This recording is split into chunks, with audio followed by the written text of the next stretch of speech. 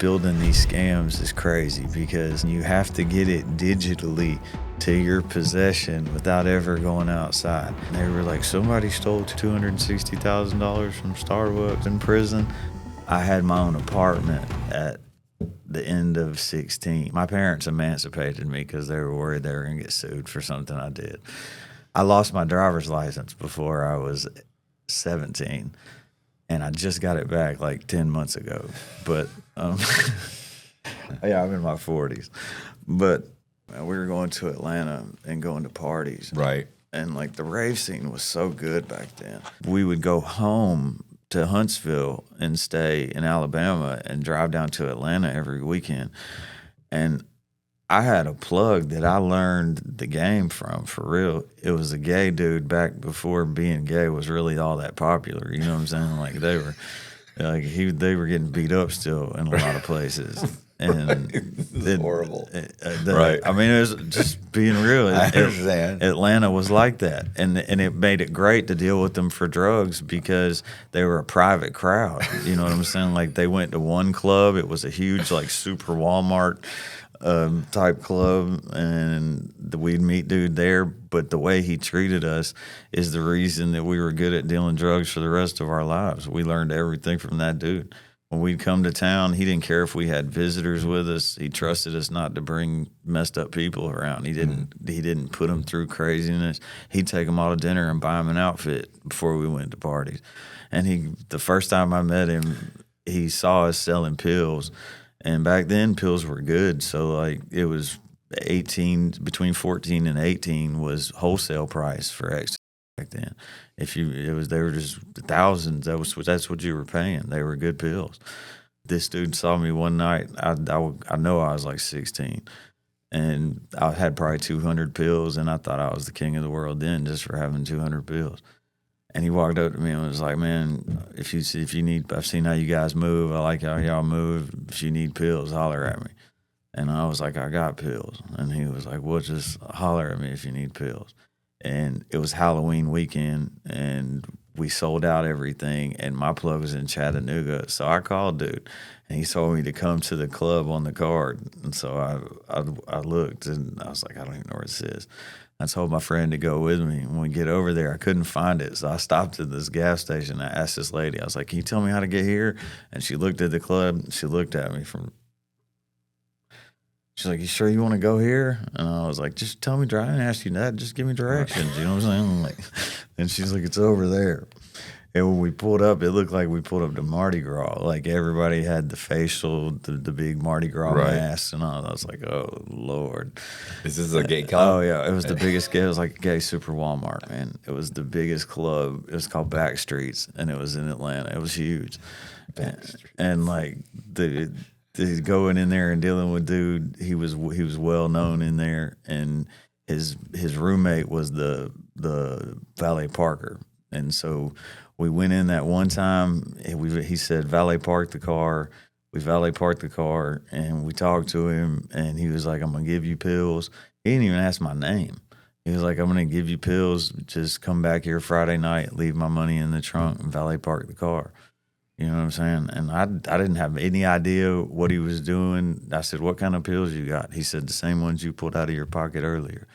And I said, "How do you have my pills cheaper than me?" He said, "Because somebody about probably 5 levels down from me gets those pills and gives them to you." Mm-hmm. And I was like, "Okay, whatever." And I thought he was capping for real and just talking big. And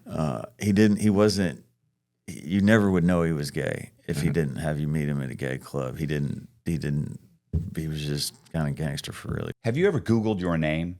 With one quick search, I can find all of your information on very sketchy websites. Your phone number, your old addresses. Want to know how scammers get your information? This is it. And that's why today's video is sponsored by Aura. There are companies called data brokers that take your personal information without asking and sell it to anyone, marketers, scammers, even stalkers. That's why your phone blows up with spam and weird texts. And if you want to get your information removed, they make it really hard on purpose. But Aura does this for you automatically.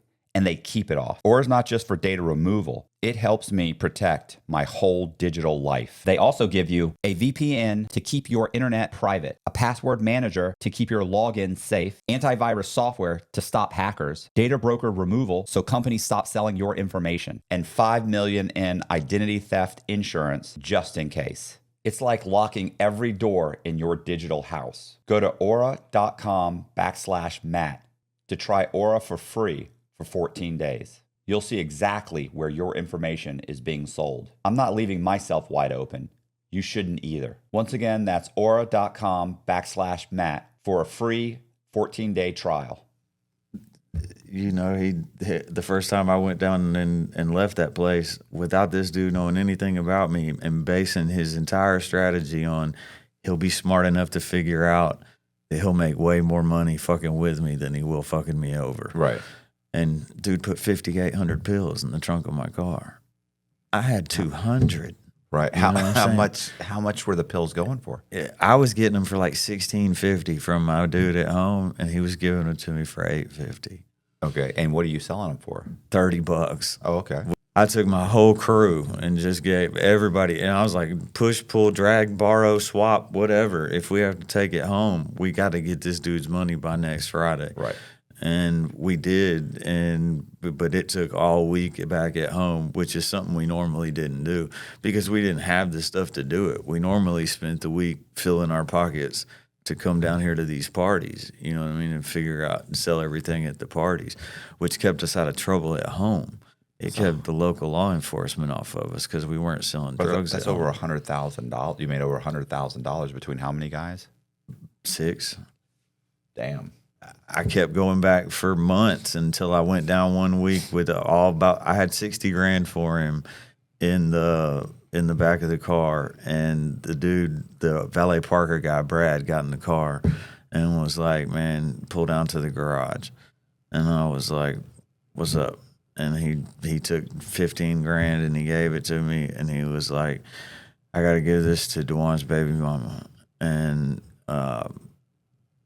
he had got caught up in a hotel room having a relationship situation with somebody, and that person's lover shot him and ended it all. So, oh shit! Yeah, and the valet guy took 15 of the 60. Yeah, and let you keep the rest. Yeah, no, he took 15 and gave it to me, and he took the rest. Oh, okay. And I knew that's what dude would have wanted. I'm supposed to give him all of it anyway. Yeah. He just was like, here, go try to use something just to you're get y'all hit. a flip. You just lost your fucking plug. You got to find other plugs. So I left Alabama. I can't be here anymore. Hell no. I went to Panama City for spring break, and we went to La Villa, and it was the summer of Big Pimpin', Jay-Z, and all that, and we stayed. I looked in the Thrifty Nickel, of all places, and I found a townhouse that this dude was renting, and we'd gotten cool with the door guys at La Villa. This dude named Jason got us jobs there. And so we went on spring break and ended up with outskirts jobs at Club La Villa and watching concerts and chilling. And we found a townhouse in the Thrifty Nickel that a guy was renting, just trying to get rid of because he was getting married and moving in with the woman that he was marrying across the bridge. So he was like, man, $1,200, fully furnished. Y'all can have it, whatever. It was on Thomas Drive, like half a mile from La Villa on the beach side, right there. So I moved to Panama City, and stayed there until I left on the Grey Goose, going to Lake Butler. So how did you? How many years? So what happened? What got you in trouble? I hit somebody with a brick in the parking lot of Club La Villa. It was a fight situation where they hit somebody that I was cool with, and it was somebody that shouldn't have been hitting those kind of people. And it was the craziest situation too, because I hit dude with the brick, and then nobody saw him hit the other people. Mm-hmm. The cop smoked me. The sheriff's deputy just tackled me out of nowhere. And I was like, of all the people that gets tackled out of this, why am I the one? And because dude he got hit, he was bleeding. And his girl was kind of messed up too. And I caught a felony for it. And that was the one time I tried that. You know how when you go and you're in the plea bargain situation, they're like, never take the first deal. They're always going to, don't play that in Florida, dog. Like, it is, they do not play that at all. They came back to me and they were like, 18 months DOC. And I was like, hell no, y'all can do better than that. I don't want that. So I went back to the CCA annex. How much time did you end up getting? You said 18. They offered you 18 months. Yeah, and they never went back down from 24. So don't ever play that. Is sometimes when they're coming in, they're not lying. It's the best they're going to do. Right. They gave me 24 months DOC. I did like 20 of it. Right. So you get out. Parents grab you, bring you home. Yeah. And you said, this is it. I'm going straight. I don't even think I did for real. No, I didn't. So what'd you start doing? I was with baby mama, and she wasn't baby mama yet. And I went to Birmingham. We got to this condo, and we started partying in this club. It was called Club Red. We made a deal with the manager of the VIP area. That's our room. You know what I'm saying? Every night the club's open. Just reserve that. We're coming. And we started promoting. We just started building a party. First we filled the room, then we filled the VIP, then we filled the entire club. And then I had people driving down from Huntsville putting 5 air mattresses up in my living room on Fridays and Saturday nights and sleeping next to total strangers so they could come hang out at this party we were throwing. We were just good at it, man. We threw a fun party. That's really where I had just left prison, and when I got down there and started building my base at Club Red. And the dude that owned it was a scumbag. He was a dude from New Jersey that had put it all in his sister's name, made her a bunch of promises. Didn't know anything about running a club. He was just a little weasel, man. And we put ourselves in a position with something to negotiate with finally.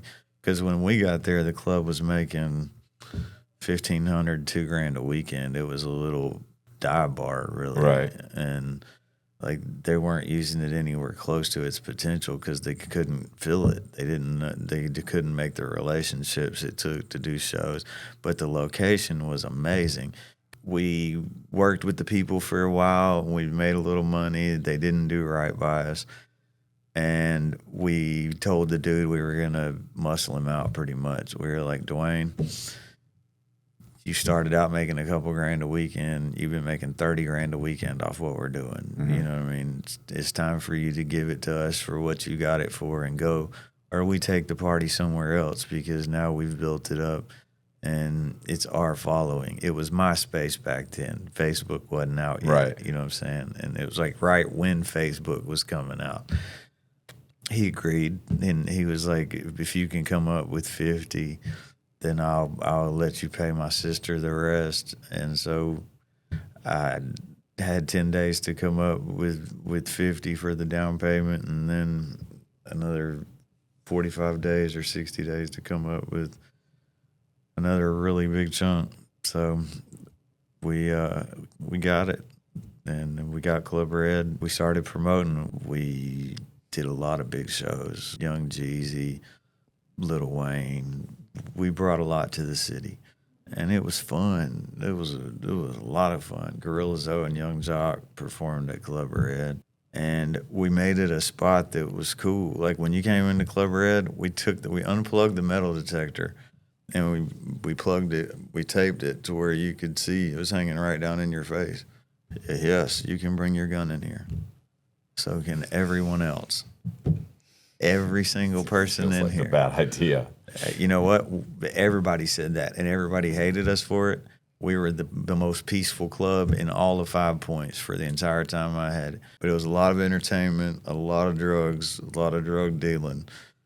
And it was just known as that spot where you could go and take your gun. There's a lot of people that don't feel safe for righteous reasons. They're not trying to take a gun to go out and get in gunfights everywhere they go, but they've got a history behind them, and they're not trying to get shot in the back by some kid trying to make a name for himself walking out of a bar either.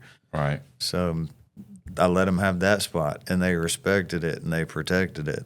They would not have fight. The fights we had were girls. There was always girls fighting. It was never major any kind of drama. We had a lot of entertainment. We made, and it was legendary for the city, which was really helpful to me later, because being on the radio, Right. everybody in prison has radios. And in Alabama prison, everybody has real radios, FM radios, and they listen to the radio. So everybody listened to Club Red every night. So how long do you have that club till you get something goes wrong? 2009, Mother's Day weekend of 2009. I can't remember. It was either 2009 or 10. Right. One of a Fed warrant caught up with me from the Homeland search, a Patriot Act search. They wanted to search my house, man. And Why? there's a lot of arguments about why. One, there was an issue with AT&T where they had not switched my plan over correctly, and I moved out of town. I got to Auburn. I moved from Birmingham to Auburn after the city made us shut the club down.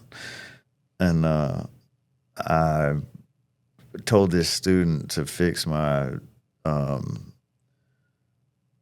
plan. Give me a local number and fix my plan. And he reset my plan back to like the 40 minutes. And this was back in the day, like when minutes mattered on the cell phones. You know what I mean? So I had it on the auto pay with the card, and I'm getting ready to go on the trip. And I wake up and there's $4,000 gone out of my bank account. And I'm like, what? And I look at AT&T, and like it's all gone for this auto pay on this phone. One phone, $4,000. And I call, and the lady talks to me like a Mississippi pimp. She was just like, "Nah, I ain't helping you. You're done. You know what I'm saying? You're burnt." And I'm like, "What?" And so an argument ensued, and they never were able to locate the recording because I requested it federally, but they claimed terroristic threats in that one. And that put me on a radar that ended up leading to my demise on some other things. I didn't even say anything. And she said that whatever she said just at the right time, because the Patriot Act allowed them to say that they wanted to go look for incendiary devices. And she didn't even say I said I was going to blow the place up, because I didn't say anything like that. I don't want to say what I said on this show. You know what I'm saying? But like, it was more of a thing that would make a woman angry, not a thing that would.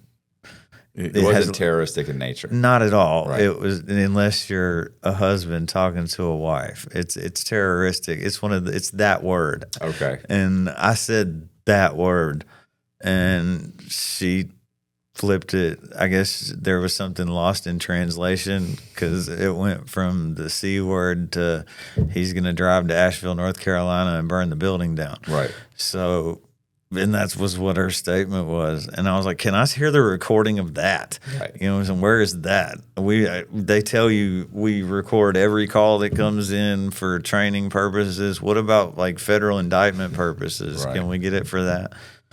But they came and took some guns on that one, and they had, in the process of finding out who I was looking into computer things that we were doing, credit card things that we were doing, and we had done some attacks participating with internet activist groups, and Makes it sound so benign. So they raid the house, they grab your stuff. Are you allowed to you have a felony? I have felonies because of that dumbass man, and hitting It's that brick. irrelevant to why you have them. I already you know. have you have Right. felonies, and you Well, have weapons. They found 2 And you're making AR-15s terrorists. and 11 Glocks, and I didn't make How terroristic. many Glocks? 11. Why do you need 11 Glocks? Do you have them in every drawer in the house? No, it was all in one single Rubbermaid tub in 2 tactical vests with stuff. That doesn't sound terrorist in nature at all. Yeah, I know.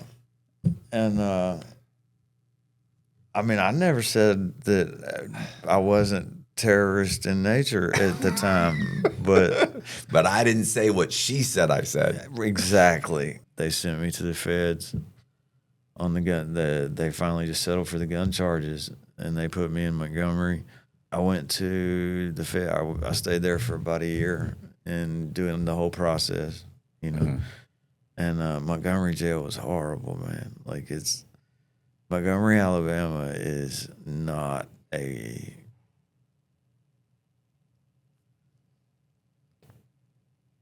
Not a good facility. Not a good place. depends on metrics. Right. It can be good for you. It's a melatonin based environment.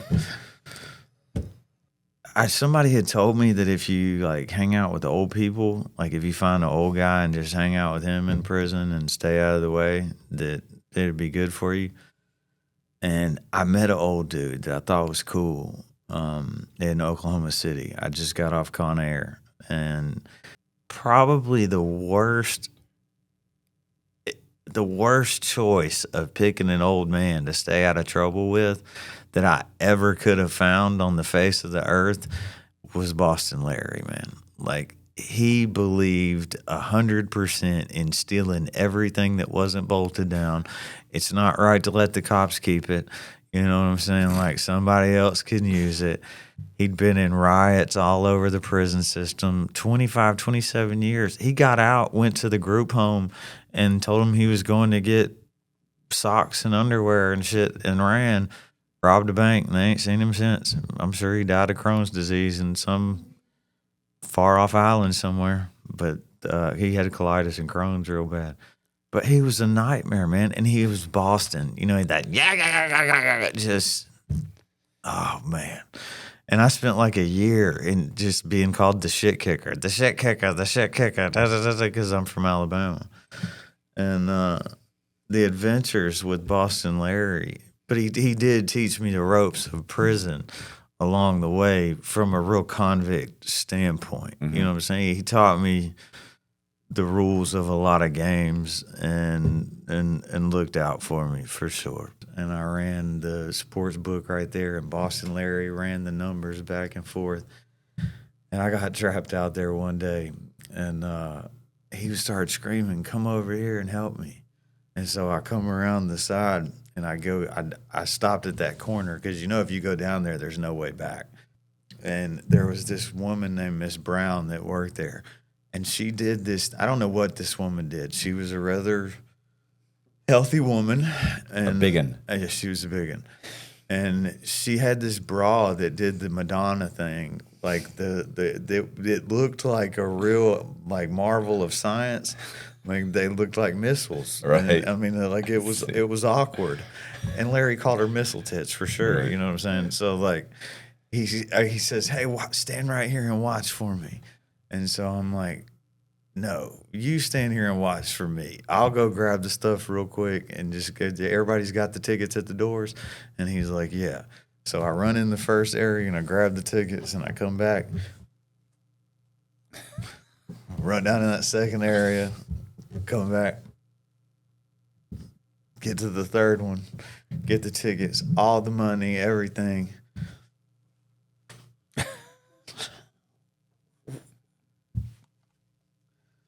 Go. Where am I going to go, man? Right. There's no doors open. You know what I'm saying? Like, I'm just down here. Like, it's recall. Yeah. And Miss Brown is on the sidewalk.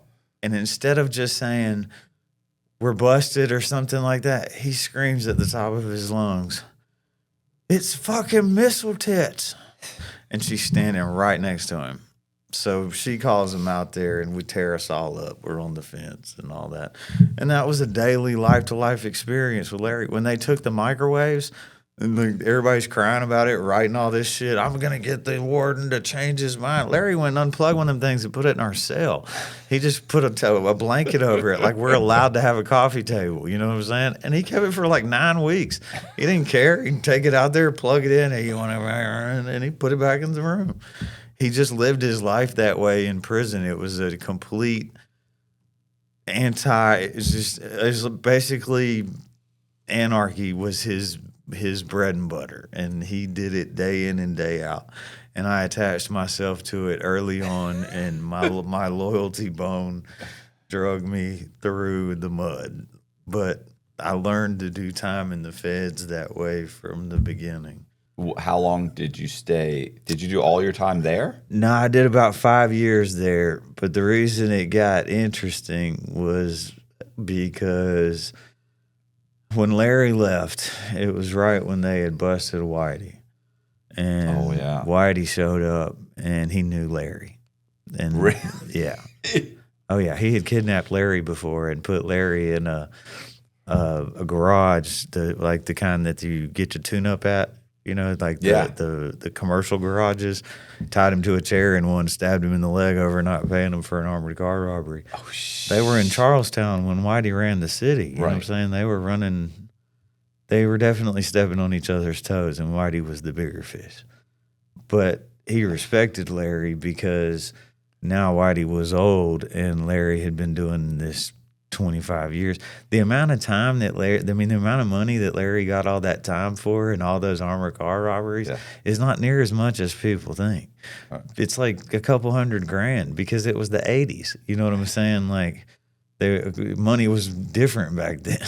How is it when these two guys see each other having that kind of a past? Or did they just like, it was business? Hey, Larry. Yeah, because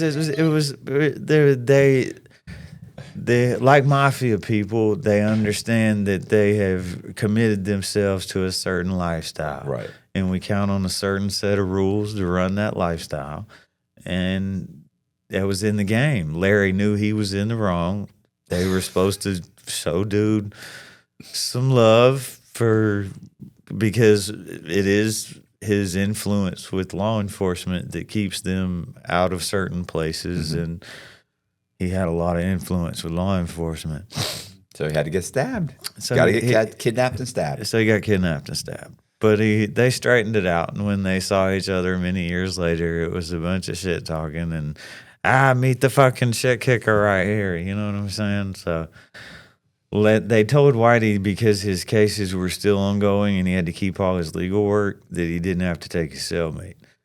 And he took one because Larry told him to. And he was such a scam artist that he got me on the payroll. They actually paid me to be Whitey's cellmate because he was over 80. Right. So they paid me as a caregiver if I'd sleep on the top bunk.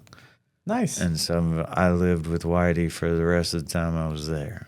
And it was well over a year.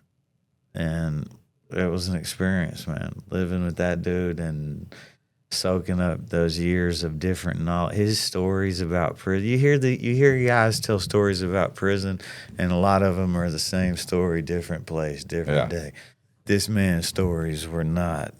Bro, he was in Alcatraz. Yes. And Alcatraz. And how he got to Alcatraz, helping the Jimmy Coonan, the Westies, he helped them escape from USP Atlanta. Oh, I didn't know that. That's how he got sent to Alcatraz. I just knew he'd gone to Alcatraz. That's how he got sent to Alcatraz. He wouldn't tell. The warden in Atlanta got mad. They got a guard to sneak a hacksaw blade in.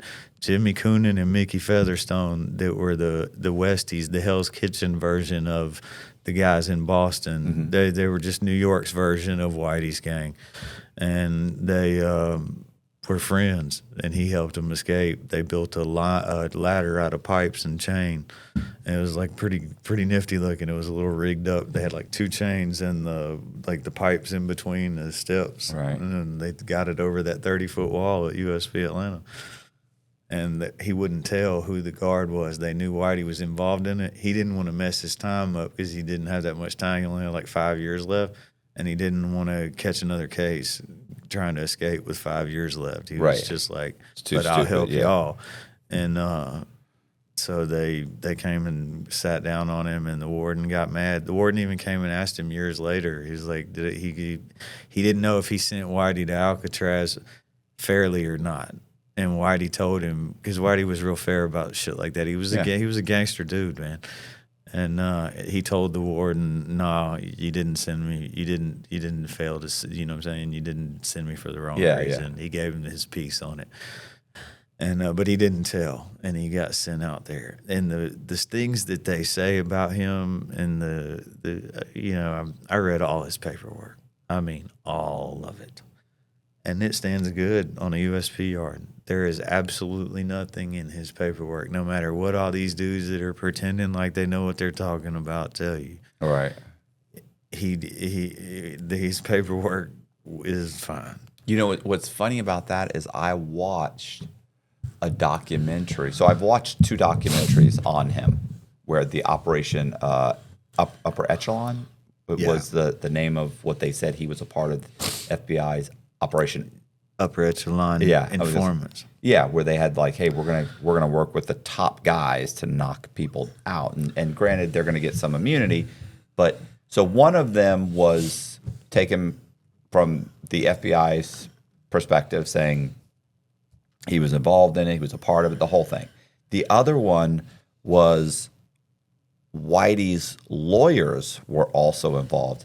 And they break down. I saw that one. Did you? Like The People versus Whitey Bulger. Yeah, where it's all they explain, well, the FBI said this is where he's getting, or this is that Whitey gave him this information, but that same information had actually come from another informant, from another FBI agent, and it was identical. Like that, it was almost like he recopied the same thing. And it was over and over and over again. It was like he was trying to protect him. I know how he did it. Whitey told me how he did it. In the FBI field office, there's a carousel of files that sits in the middle of the team room. And John Connolly was taking reports out of the carousel and building a folder because Whitey wasn't snitching. Right. And he had got caught with Whitey on pictures, and that ended up being the real argument the FBI had to make, because there was people that came to the FBI and said they wanted to tell on Whitey, and John Connolly took them to Whitey, and Whitey killed him. Mm-hmm. And that's wrongful death with a lot of money behind it. And so all of that is hinged on those pictures, and there's quite a few of them. It's almost $500 million. So the FBI had to make one choice off of this picture. In this hand, if Whitey works for John, then this picture is valid, and the FBI has no liability of anything that happened. His informants coming to him and giving him information. Right. But if John works for Whitey, then the FBI is on the hook for a whole bunch of wrongful death murders that he's committing, because because the FBI is allowing this information to be passed to an informant or a mobster, not an informant at all, a mobster. Correct. I thought they did in the movie Black Mass. I thought they kind of made that. They made that. It was a little ambiguous, but I thought they did a pretty good job of, because they give what's his name.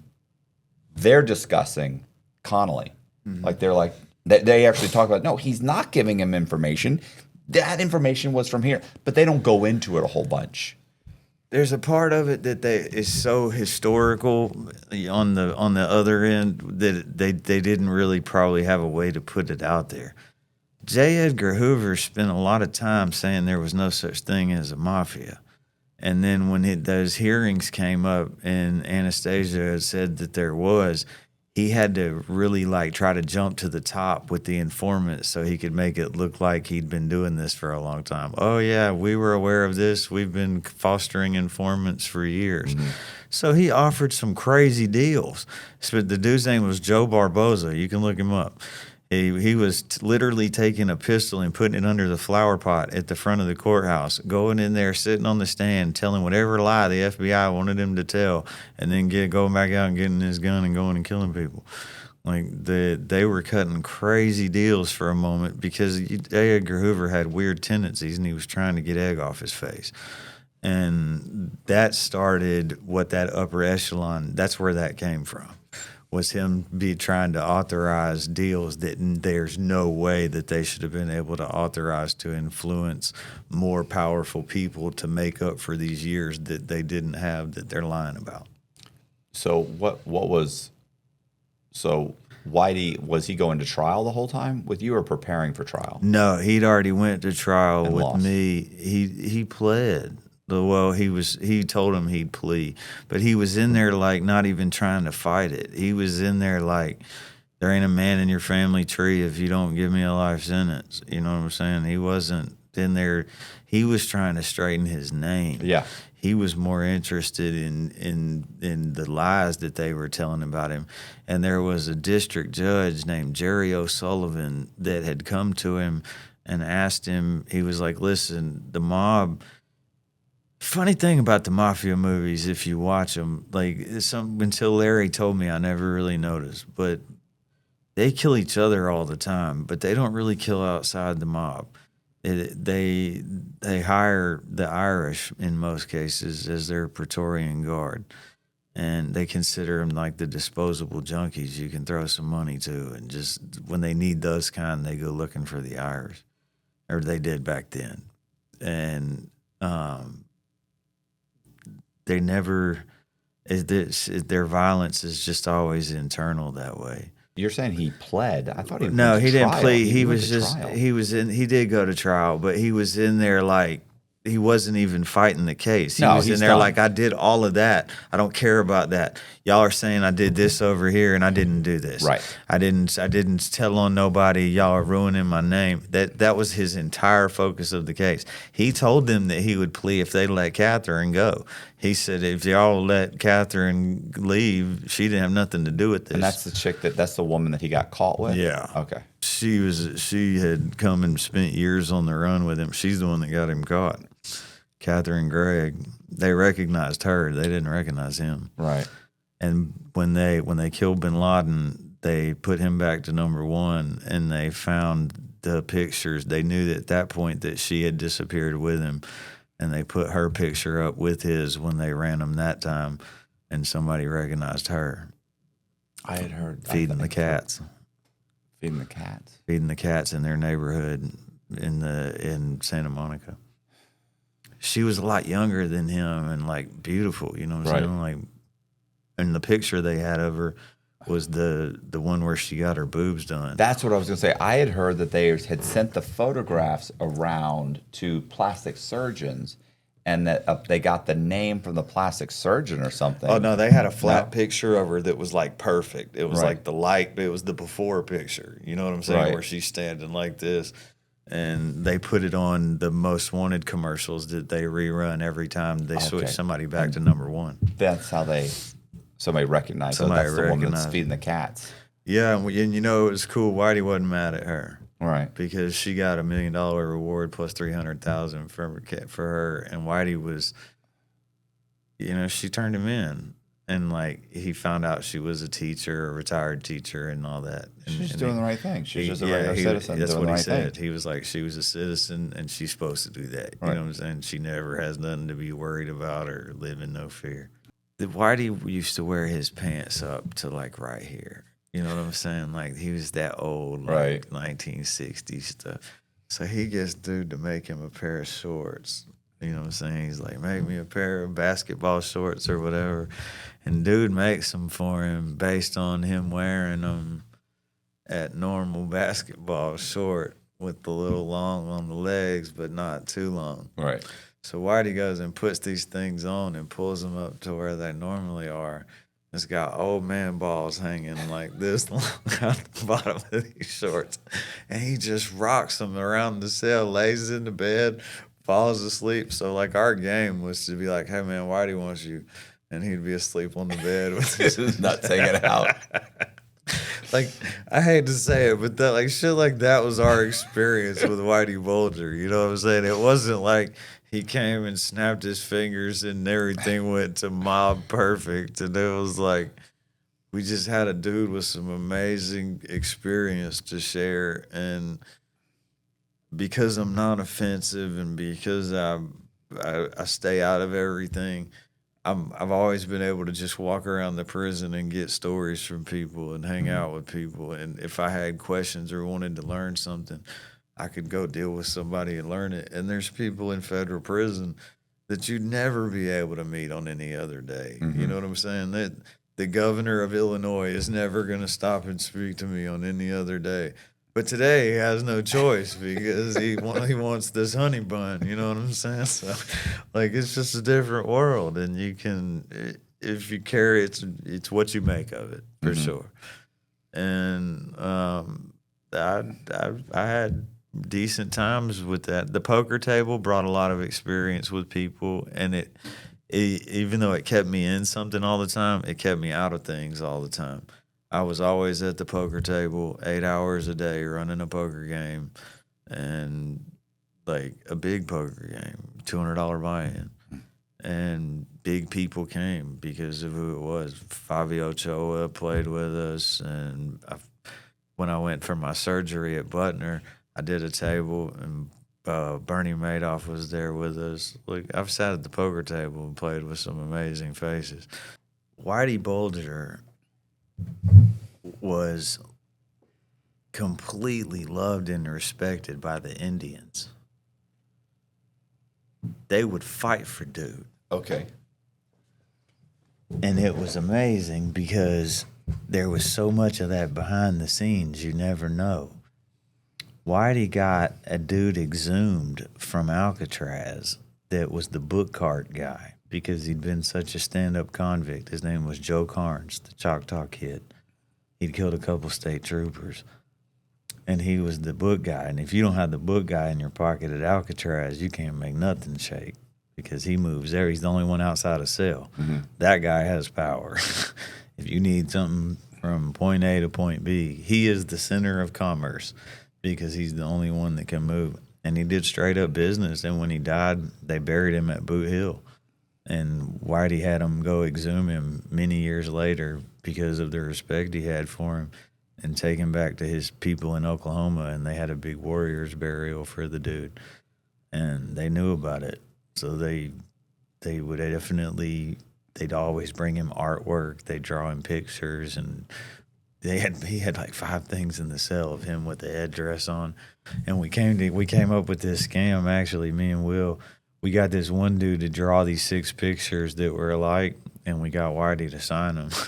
And we were going to come out and put the Whitey Bulger art collection on eBay and see if we could rock one, but it didn't work out.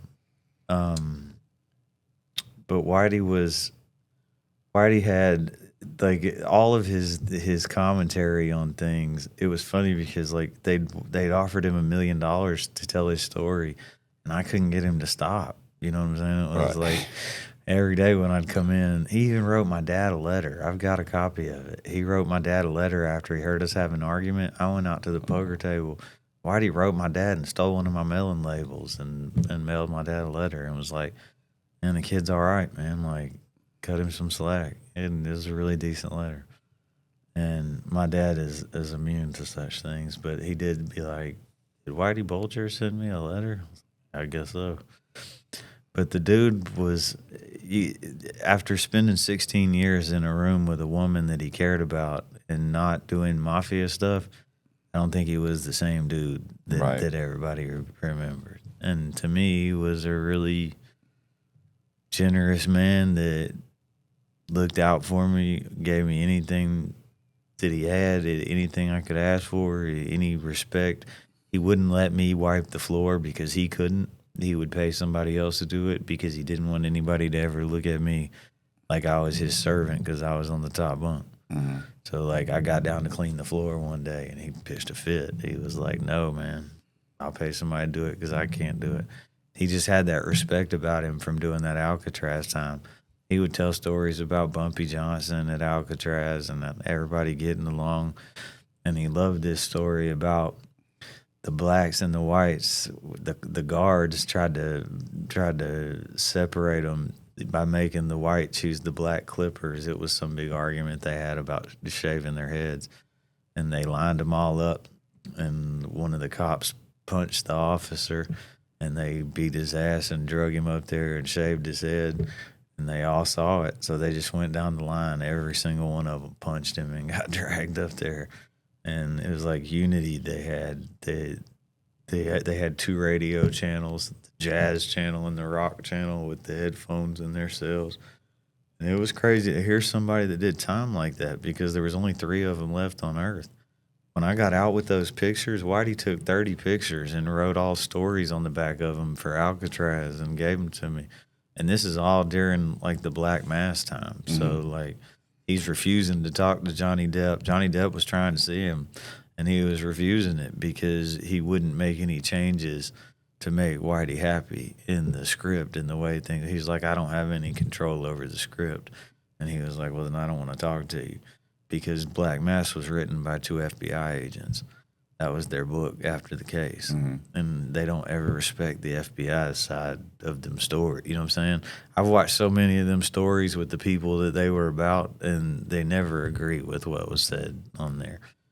And his is bad because the FBI had such a vested interest in that situation, and then 2 FBI agents wrote the book. So he didn't want to see him because of it. But I got out and got some real good start with putting those in the auction house. The Alcatraz Museum tried to get me to give them to them. They were like, there's only 3 people left on Earth that did time there and this and that. But for us, it was like, he asked me one day, he's like, youngster, is there something weird about the way I wear my pants? And I was like, you want me to tell you the truth? Right. And he was like, yeah. I was like, it's amazing. And they said, what do you mean it's amazing? It's amazing that you walked around Santa Monica, California for 15 years wearing your britches like that, and the FBI couldn't find you. How in the hell did you not stick out everywhere that you went? Pull your pants down. Right. Fuck you, who's your tailor? You know what I'm saying? Just different life, you know what I'm saying? But I did feel like he was trying to get that story out one time. Like it was his time. He didn't ever do the interviews, and he would really literally fix me food when I'd come in from the poker table and have my chair and my food sitting there to sit and listen to him just tell me about the entire history of organized crime on the East Coast, Joe Barboza and the whole Raymond Patriarca and the whole East Coast mob. He just would go into all of it at great length. And it was cool, but it was like, I'm from Alabama, you know what I'm saying? Right. I don't know, but it was really cool to hear all of the stories and hear where it went. And it was a moment in my life that really mattered to me because I learned a lot from the old dude, and I learned a lot from Boston Larry. And having Boston Larry's mindset going forward from then on out ruined any chance I ever had of good time, but it definitely made my prison experience a different one. So how long? So you were there, you were with him for a year. Like, did he get transferred? No, I did. I got out. Okay. So I got out on the conditional release, and I had the greatest probation officer ever. The dude was like, took me and gave me clothes out of his closet. I mean, he was just, but he wouldn't let me go home. He took me to this hotel where they had touchers on ankle monitors and was like, you can stay here for 30 days on the government. I stayed for like 15 minutes. Like, I walked from the bathroom to my bed in socks, and my bottom of my socks turned black on hotel carpet, and I was like, I'm gone. So I went and got a hotel, and I met that girl when I was working in the bar, and we had a long relationship, and I asked her to marry me, and everything went great, man. And we'd built a life, and I had a place that I was still selling drugs. It was the only way I could get money. Yeah. What happens? You wake up and I wake up, and the plan that day was to eat some microdots and go to the beach and celebrate the engagement and all that. And she actually we didn't even sleep long. You know what I'm saying? Like we stayed up all night till like the sun almost was coming up watching movies, and I fell asleep. And I woke up and she was in the floor dead. And like I had to make a choice, man. You called the police? Yes, I did. And so when the cops showed up, I got drug out of there and taken back to the Montgomery jail. So she What- dies, and I got sent to Alabama State Prison. So I entered Alabama prison for the first time with this Boston Larry mindset. And I get to a prison system that's nothing like what I'm used to. There is no structure. It is complete martial law. The guards do not count. They send inmates in to count. I've seen dudes lose phones, and I've seen them get knives and ski masks and go up in the lieutenant's office and take the phones back. They are not playing in Alabama prison. There is no order at all except money. And if you can't do something with the money, then you are not going to survive. It is not like anything you've ever seen. And you can Google, Kobe. 2019, the Alabama's murder rate was 5 times the national average. And for the correctional system, you can Google it. And they were like, it was just the stuff, thing after thing after thing was insane. At Limestone, where I was at, the captain had the sports book. If you wanted to book tickets, you had to put in a request to the captain, like an application, and the lieutenant would bring down cigarettes and put them in your locker, and you take tickets. And they got caught selling organs to the University of Alabama in Birmingham. That one's Googleable too. Yeah, I was gonna say I thought I saw an article on that. Yes, they were. That was Limestone, and I was there, Captain Robinson, and like it was just the amount of corruption is out of this world. They just got done with the chain gang. You literally had to go on the farm and work when I first got to Alabama prison. Like on the ball and chain with the heavy, they give you tools with the big steel handles because you can't like swing them at people because they're too heavy. You know, that was crazy. And if you didn't work, they'd put you on a hitching post and punch you in the stomach every time they walk by. They didn't give a shit.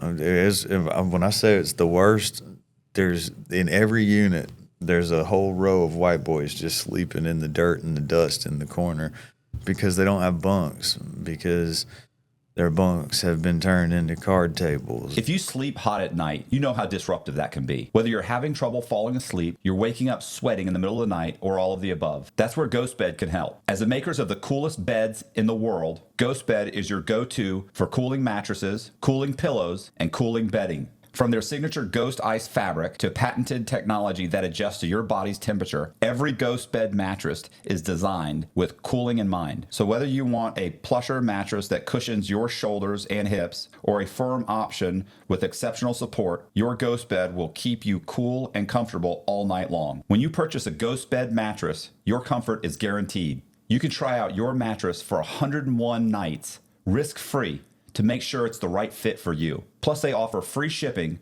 and most items are shipped within 24 hours. If you're not sure which Ghost Bed is right for you, check out their mattress quiz. You'll answer a few questions and get a personalized recommendation. Even better, our listeners will get 10% off for a limited time. Just visit ghostbed.com/Cox and use code Cox at the checkout. That's ghostbed.com/Cox and use code Cox for 10% off site-wide. Now I get put in this situation, and I got this Boston Larry confidence. You know what I'm saying? If I had gone there before I knew how to take care of myself in prison, I'd have been completely fucked. But getting there where I know how to live off the land already and make something happen, it was like getting to heaven as long as you can manage the dangerous treachery that comes with it. Because the gangs and the inmates completely run the prisons, 100%. The phones and anybody that can generate money, the cops will bring it in, but they're in on the deals. everything's a green dot system. If you have green dot numbers in your pocket, the cops will take your green dot numbers and go try to put it on their green dot real quick. They'll try to steal your reloads and stuff. Like, the game is real, and they build. It's called skit running. We run skit, and we build skit running teams. And skit runners are phone scammers that we would come up with different plans to try to figure out how to get stuff while we were in prison. And we were able to get the phones, but you can't keep the phones yourself. So you got to play your cards really smart. And it's really difficult for somebody that's not fucking out of their ass, because when you show up, it's real stupid to expect a bunch of people to recognize things they've never seen before. And these dudes are over here not doing what we do. And when I walk in the door, they assume I'm like them. So I got to fight as soon as I get here, guaranteed. And then go set up time to talk to everybody. And then, cool, I got with the GDs and made a deal and was like, listen, if y'all run security for the phones and y'all run security while we're making calls, keep people away from us, because people saying wild shit in the background will ruin one of these calls. Mm-hmm. And we'll pay you, you know what I'm saying? We'll break everybody off. And they're no different than any other business. Like, yeah, we made a bunch of money, but the margins, you know what I'm saying? But once you get everybody in the operation with chops, it wasn't like I got all that money, you know what I mean? But the skit game is slavery in Alabama prison, because these guys that are drug dealers, they'll literally buy skit runners, like, and they own that person. So what is the scam that you're running on the phones? I came up with a lot of them, and it was the reason. Well, first of all, when I walked in, I had the Club Red credit. You know what I'm saying? Everybody, that's the dude from Club Red. You know what I'm saying? Because everybody been on the radio. So everybody wanted to holler at me and just come meet me and talk. And they immediately offered me access to phones. And I saw a dude that was running a real dumb scam on Home Depot cards, and I was like, interesting. So I started playing with it, and I came up with some new scams, and we tried them, and I did things to further the scams, and eventually we banged them into some pretty profitable and wild nights. We'd call Dollar Store, Dollar General, tell them we were from Black Hawk Network. We'd always call late at night.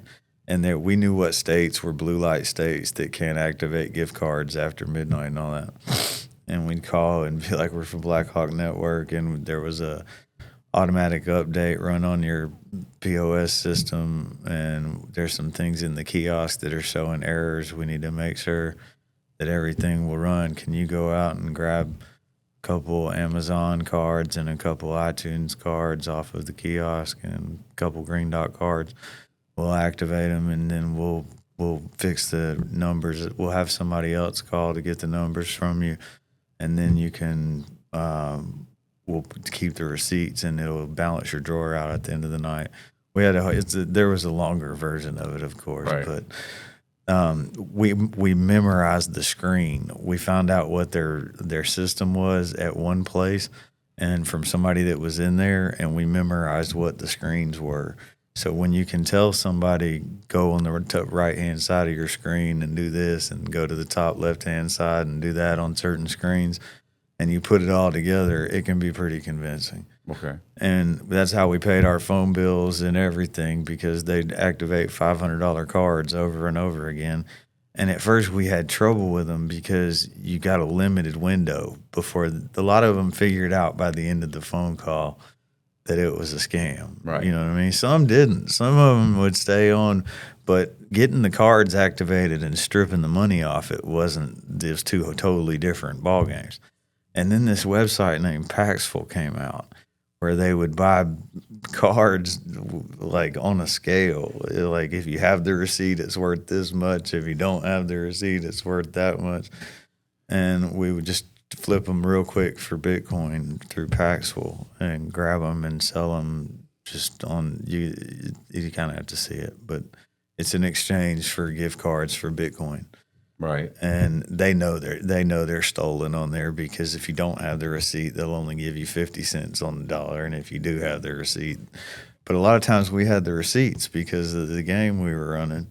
And it started small like that, just messing with dollar stores and Dollar Generals. And it grew to, I was trying to figure out a way to actually hit like a big one. You know what I'm saying? The gift cards were a few $100, and by the time we got it stripped down and onto a PayPal, which PayPal and Venmo were about the only options back then for dealing with that kind of stuff, it was like we lost half of it at least. We weren't recouping what we needed to. So when Paxful came out, I switched over to that. And we started using local Bitcoin for stuff, and nobody else knew about Bitcoin in the system. And I did from the dark web stuff with Alphabay. And so I had a good hold of how to do it. And we changed the scam from Dollar General and dollar stores to Starbucks. And we found the process of these things, of building these scams, is crazy, because you can't ever touch it. You know what I'm saying? You have to get it digitally to your possession without ever going outside. Everybody knows if you let somebody outside touch it, it's gone. Mm-hmm. Hold my money is just not something that reliably works out with that ride or die girlfriend. So it was keep it in my own possession was the goal. And we wrote scripts and we tried things, and we tried to have a heart about things. There was a couple times funny shit happened when we'd be calling, because it's a numbers game. You just got to sit and dial. I'd had a bunk, and I'd wrap a blanket around it and have guards stand around it to keep everybody from coming. And I had dialers dialing in there. And we're trying to get people on the phone. It's a numbers game. You dial 100 times and you get one, maybe two a week. But you clean them all out. And in prison, that's a lot of money, you know what I'm saying, for a little bit of money. And we did some like fast food restaurants. And we got a Hardee's one night, and the girl was like, I got to drive 25 minutes to get these. We would tell them to go get the gift cards back then, and then swipe them into the register, count the cash up, and go get the gift cards, give us the numbers, and swipe them into the register. And many of them would do it. But this pregnant chick was like, I'm pregnant, so just give me a minute. I was like, she's pregnant working at 2 o'clock in the morning at a Hardee's. Hey, check this out. This is a scam. Just go put the money back. Like, we never tried to be assholes about it. So we tried to take some of the personalness out of it and go with somebody that we felt like deserved it. And Starbucks definitely came up on the list. So we got a Grasshopper number, and we started calling Starbucks HR line and listening to the menu options. And we got an app for recording phone calls.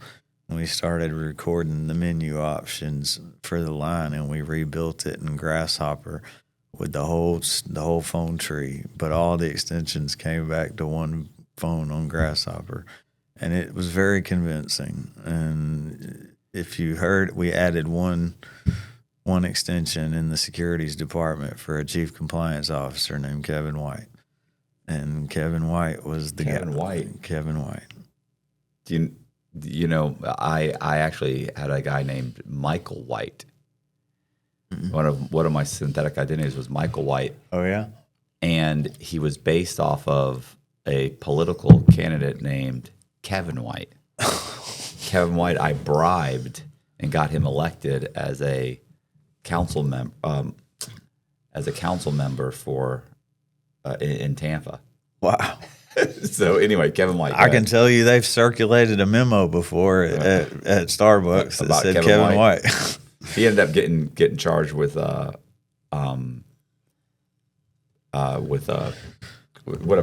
political corruption or whatever. I forget whatever you call it, with being bribed.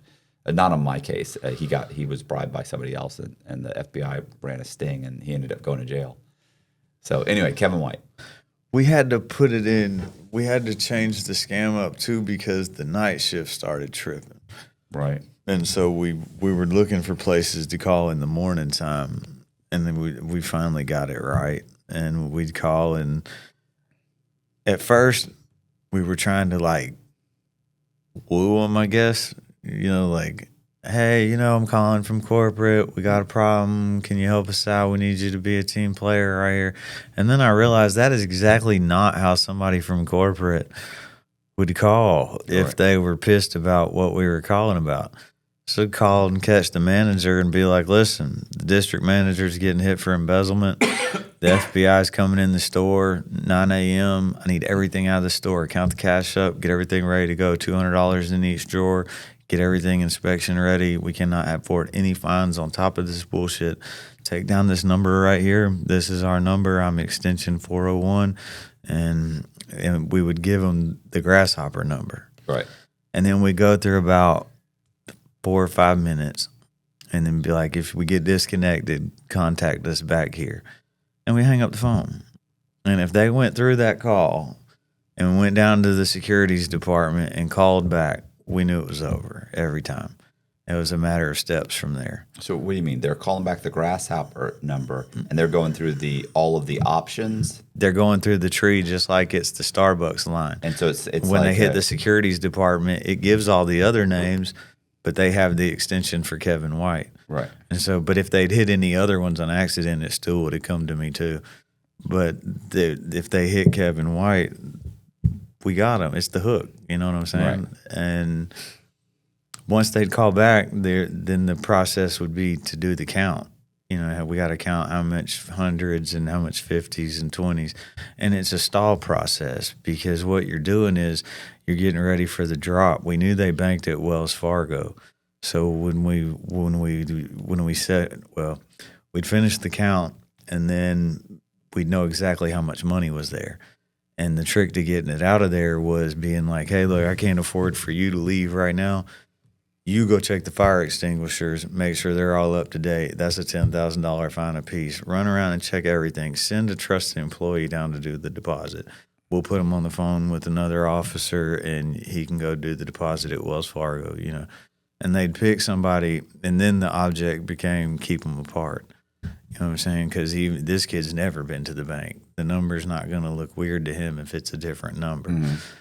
And we'd play a game with him. We can't let you leave without knowing your odometer reading and your license plate, but we'd get him to send his driver's license first. You can't go on company time and drive around without us knowing you have a valid driver's license with company money. Back then, if you had a copy of your driver's license, that was all you needed for localbitcoin.com. So we'd go to Local Bitcoin and verify an account in his name. And with his driver's license, you just had to wait like 30 seconds after you uploaded the license.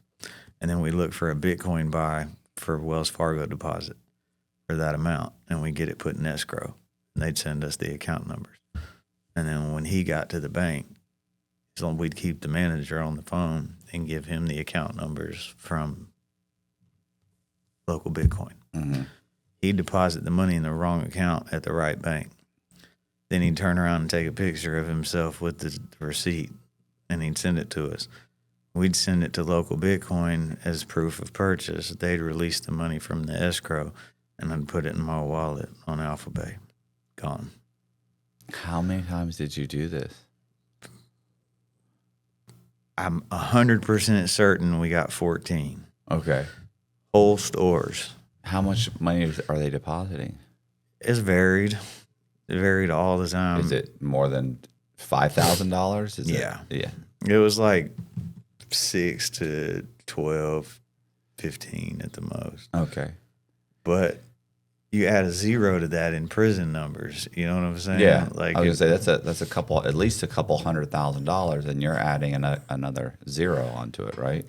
Yeah, but I had to store it because I can't go get it. You know what I'm saying? And so Bitcoin was convenient and inconvenient at the same time. Why? Because when they found out about one of my wallets, I lost a lot of work from them telling me, we know where this one's at. The cops. When we started running that scam, we made a deal with the lieutenant at the prison. And it was like, you want to be a drug dealer? He was a white blood. Mm-hmm. And it was like, you want to be a drug dealer and you want to do your thing? Cool, I will make you a drug dealer. Xanax bars are 2 for $25 around here. You're in luck. I will strap you down. You know what I'm saying? Just let me do this over here and leave us to the phone thing. And I delivered. I did my part of the deal. When he found out through, I think somebody at the local news called and said something, and they started talking about it, and they were like, somebody stole $200,000 for $260,000 from Starbucks. And of course, everybody was like, we know who that was. And like, because in Alabama prison, I stick out like that. There's not many white people that are standing on their own feet, and the ones that are, everybody knows everything about. And I was the one that came up with all the skits, you know what I'm saying? So if any of them would have ever been able to sell me into slavery, I would have been the most valuable slave. But because of the way I ran everything and because I paid the GDs for other things and involved them in it, there was security for it. Right. And I was able to pull a bunch of white boys in that were not having a great time. Dude, there was dudes that, like, their hustle was to tie white boys to the bunk and put cigarettes out on their face on FaceTime until their parents cashed out money. Like, that's Alabama prison, man. Like, it was a true fight for real life survival running them phone scams. Right. We weren't doing this shit to sit around and entertain ourselves. We were doing this shit because it gave us value in a place where you got crushed if you didn't have any. Right. And it gave us a lot of value that made people want to protect the golden goose. And it also made people want to kill the golden goose because the golden goose pulls money out of thin air. And in a place where there's balance by who has what on the yard, the group that can start pulling money out of thin air and buy everything up at no loss and then sell it controls the yard. So the person that makes that possible for them becomes a target. So I had like people that weren't GDs that wanted to kill me because the GDs were getting more powerful. But we bought like the entire unit. We got credit cards off the dark web. We got numbers, and we went on RoboCheck and got everybody's identities. And we used them and bought shoes for everybody in the housing unit. And like we took care of everybody that we could. But it was a survival issue. It was not a game. It was like these people think that we are not allowed to have anything, so we have to make 10 times. Even though we're the ones that create it, we're still at the bottom of the list. Like, and there's no way around it. I don't care how big you are. I don't care how you group up. 20 to 1 is 20 to 1. Mm-hmm. And the cops are in their 20. It's on their. They actually have housing units that are all gang in one housing unit, and the cop that works that housing unit is a known gang member in that gang. That's how their system is run. And for people like us, it was really dangerous. So running those phone scams gave us value. It gave us money and power that we could throw around, and it saved some buttholes. How long did you run that scam before did it collapse? 3 years. Yeah, it collapsed when they found out how much money it was. They tried to kill me. My teeth are fake. Oh, okay. They beat me with nightsticks so badly they caved my face in. And this is the guards. Yeah, the lieutenant that we made that deal with found out that they were claiming it was $200,000. Oh. And so he sent somebody down there to get me. I knew it was some bullshit. 2:00 in the morning, and I got to go to the lieutenant's office. But I had made a request for him because on the door, I said no. I was getting laptops because I was selling tickets on Ticketmaster through some scam on the dark web, and it was March Madness, and I was about to try something crazy. And he made a deal with me on it. So he suckered me up there like it was about that. I walked around the corner, and they pepper sprayed me in the face with this extinguisher one, not the little one. And like it's over from that point on. If you can't see, it's over. And they flattened my face with it, and then about 5 of them started beating me with nightsticks. And about 2 minutes in, they stopped and asked me where my drives were and all this, where the Bitcoins were and all. And I was just like, I don't know what y'all are talking about. And they kept beating me until the last thing I heard was one of the nurses I'd given some Amazon cards to because she was crying one day.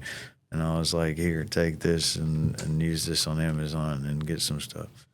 And it was a long story, but we helped the lady out one time. And the last thing I remember was her saying that my face had been, I was bleeding from my eye socket, and if they hit me again, they'd kill me. And when I woke up, I met the agent that still is in my life now, Agent Ranson. That was the first time Agent Ranson approached me, and he's a good man, and he's been decent to me. But they were after that lieutenant for a bunch of stuff, and so they were like, "Can you help us?" And I was like, "No." You know what I'm saying? That to me, that's still telling. And I was more. You got the shit kicked out of you by a bunch of fucking cops, got your face caved in and your teeth knocked out, and you're not gonna work with the authorities to. No, I went back to Kilby, and I said I got $2,000 for the first person that puts a cell phone in my hand on PayPal, and I spent the next 5 months. I cloned his phone. I rooted his phone on the Verizon cloud. I got a hold of a lot of his personal data, and I filled his Google Drive full of kid porn and locked him out of it. And I was like, "Good luck, bud." And I've seen what happens when people that look like you go tell the cops they don't know where that kid came from. And the other one was in the National Guard, and I gave his money to the ISIS page. That was like, I hit the perfect window. It was right when they let you hook PayPal to Facebook Messenger for that brief period. He had his hook to it when I got in his Facebook. And I went and looked up that Charlie Hebdo thing where the French people were drawing the funny Muhammad cartoons, and they went over there and shot all the people in the cartoon place. It's like a huge ISIS recruitment page. Oh, yeah. I tried to give all his money to them so they would say he was supporting terrorism overseas. And they went and took their phones to the state police and said, "We didn't do this, but we did do this." And so they admitted to jumping on me and trying to extort me. And the governor got real bent out of shape about it, and she put out a release through the state police, and she said one inmate gained access to cellular devices and changed the entire landscape of the Alabama Department of Corrections.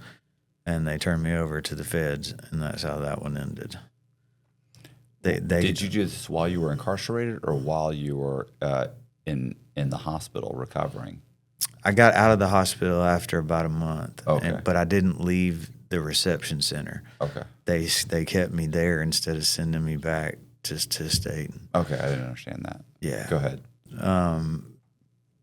And then I stayed. So they told me I had cancer. They were like, this is the part where they told me that I had cancer, was right after I had been shot before, and we missed that part, but Okay. this is a bullet hole. Right. And the scar tissue from it is built up because of the angle it hit me at. It's built up on the bottom side of my lung. And the doctors that are idiot doctors in the state prison that don't like really do things, you know what I'm saying? They looked at it and was like, "Oh, it's cancer." And like, so they just put me on like some bucket list shit. Like it doesn't sound like much, but when the doctors in prison who don't have bedside manner and aren't supposed to just break it to you like, "Hey, you might want to check this out because you got this cancer and we're not going to help you with it because you only got 9 months left. And like, you want time to start a treatment and then continue with it so you can just handle it when you get out and get out of here." And like, so I walked around with that one for a minute, and it was the whole experience. When did you figure out you didn't have cancer? Once you got out? When I got to Sacramento, I collapsed and I went to the hospital, I was going to Portland. That's the whole reason I even went to the West Coast to die with dignity law. And I found I made a stop before I got there and found out I didn't have cancer. But that's how they do people, man. They don't care. They're the things I've seen them people do is just it's hard even in this setting to put it all in one place. The Stanford experiment and what they proved by doing that is so true. And the ones that did figure out I was a hacker and figured out what I did, they used to stop by my cell all the time and be like, "Can you get in somebody's phone? Can you put back deleted pictures?" And I'm like, I'm assuming every time we're talking about your girlfriend, all of y'all are creeps. You know what I'm saying? Like that was nonstop. Yeager, I didn't make your list, did I? They did a trans seg on me when I hit that cop at Talladega. We got that far yet? No. So we ran phone scams the entire time, and it was a legit scam. Both of those were legit scams, and we'd get other cards when we call with the same scam, like Home Depot cards and Lowe's cards, and the steps of always trying to figure out how to get those into money was always some bullshit. But that was the first time that the cops approached me on they weren't trying to threaten me or bully me into something level. They weren't saying anything about the stuff that I was getting caught up in. They wanted that lieutenant. Mm-hmm. And that got me on his radar. And when they did their whole investigation, they found out a lot of things we had done.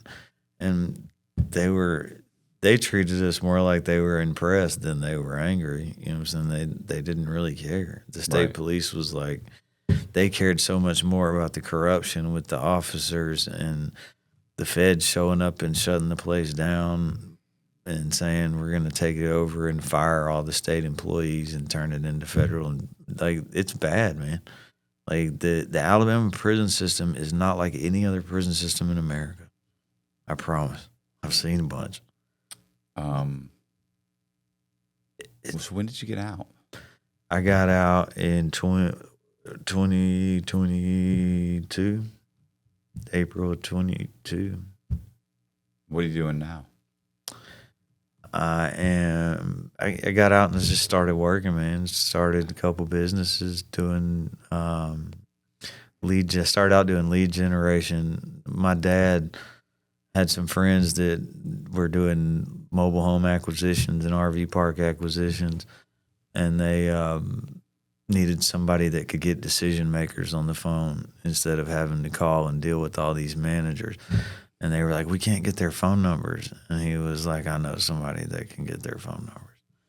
So I started doing that for them. And they went from knocking on doors to about 91 million in real estate acquisitions in that period. And I built myself a little bit of a routine and a gig. And then I got an assistant there. And when I left there over a dispute, he left with me, and we started our own company. Now we work with small businesses trying to bring AI solutions to people that couldn't afford it otherwise. And a lot of these companies are charging these older folks, and nobody's really trying to give them the value and help them. So we've made a whole little campaign out of that. And then I ran into a client that owned a solar shop, a really good bunch of people, man. And they have this fireproof paint that's NASA developed, and they've sold it to governments for years. And they asked me if I would brand it and put it out North American distribution if they'd give me ownership rights. So they signed me half of North American distribution, and we're branding a paint and selling a paint that you can put on the sidewalk around pools, and it doesn't get hot. Like the sun can shine right on it. You paint your roof with it, it'll cut your utility bill way down. The whole bus is painted, everything. And I live remotely off, I live in my bus. and I have a off the grid computer lab. Yeah, but it's not like a normal bus. It's like a super cool fucking. It's tricked out. Like he sent me a bunch of pictures and video and stuff. It's like got a bunch of flat screen TVs and workstations, and it looks like a club. I'm working my ass off, man. I'm trying to hustle, and right now the world hit reset, and like the AI revolution gave everybody a chance to start over again at the same starting point of the race, and all that 30 years of experience doing the other stuff that nobody's using no more doesn't help anyone. And so I try to take advantage of that and dig into data and learn and build and practice, and started to implement it with small businesses and doing my thing. And it's all coming together. Things are actually seeing positive results, but I'm not in that chain anymore of recidivism rate and pushback. It's all been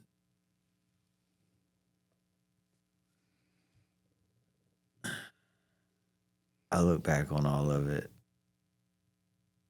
and the only thing I can think is that I'm cool with who I am today. Hey, you guys, I appreciate you watching. Do me a favor, hit the subscribe button, hit the bell so you get notified of videos like this, and please share the video. Also, if you go into the description box, we're going to leave Rob's social media links. We're also going to leave a link for his website if you want to get in touch with him. Once again, thank you very much. I really appreciate you watching. See ya.